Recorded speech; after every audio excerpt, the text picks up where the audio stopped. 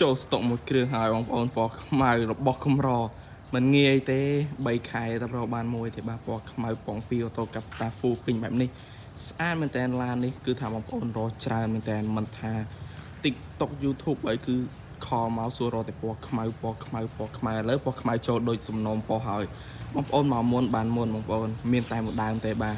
ឡានលេងឲ្យស្អាតឲ្យប៉ាន់ណាចង្គៀងគួចលើក្រោមអីមកឆ្ងាញ់តែម្ដងបងប្អូនដំបូលhơiអូហូស្អាតមែនតើសំបីតែយ៉ានកង់កែមកង់ឈ្នន់បញ្ញាលើកាងក្រោយគឺយើងលេងឲ្យចែកជូនមកស្អាតតែម្ដងបងប្អូនដែលយកទៅគឺមិនពិបាកលេងថែមថយអីទៀតទេគឺខាងយើងលេងឲ្យមកស្អាតតែម្ដងបងប្អូនយកទៅធានាថាយកទៅជិះតែម្ដងបាទអត់មានត្រូវលេងអីទៀតទេមួយគ្រឿងនេះមើលចុះតាមដៃទ្វារអីមកស្អាតឡាននេះពងពីអូតូកាបតាមានដោយដាំបាយហើយនឹងចាស់គេលេងហ្គាសឲ្យស្រាប់បងប្អូនហ្គាសស្អាតតែម្ដងថ្មីជ្រៅហើយនេះ full ពេញបាទ volume ឆ្កូតនេះលកាលើពងពីអូតូកាបតាមួយញ៉េ Android អូហូស្អាតណាស់មួយគ្រឿងនេះបងប្អូនមើលចុះ detail មួយបងប្អូនមើលបាទសំបីតែពូកអីគឺនៅស្អាតដែរបាទមើលចុះតាមដៃលេខតាមអីនៅមួយអែមតែម្ដងជឿបងប្អូនដែលមានតម្រូវការរថយន្តមួយគ្រឿងឆាប់លឿនឡើងអាចបង់រំលោះសុតក៏បានទិញលុយសុតវាយដូសេរីអីក៏បានដែរបងប្អូនឆាប់ឡើងមក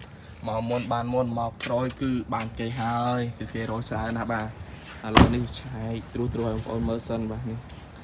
រកកាងក្រោយមកខ្ចីតែម្ដងមើលរូបរាងឯគេមកជុំទៅបាទ2015ស្លាកលេខអីដែរហ្នឹងណានេះ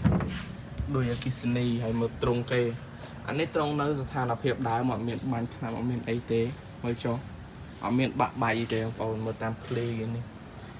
តឡានដឹកវឹកវើនអីបុកប៉ះអីភ្លីហ្នឹងគឺគេធ្វើមកយើងមើលដល់តែនេះនៅស្អាតរបស់គេបាត់តែម្ដងជាងបងប្អូននៅមានតម្រូវការ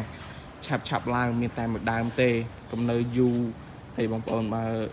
ចង់ដឹងព័ត៌មានលម្អិតគឺចង់បានរូបថតបន្ថែមអាចខមមកលេខទូរស័ព្ទនៅលើអេក្រង់នោះផ្ទាល់បាទ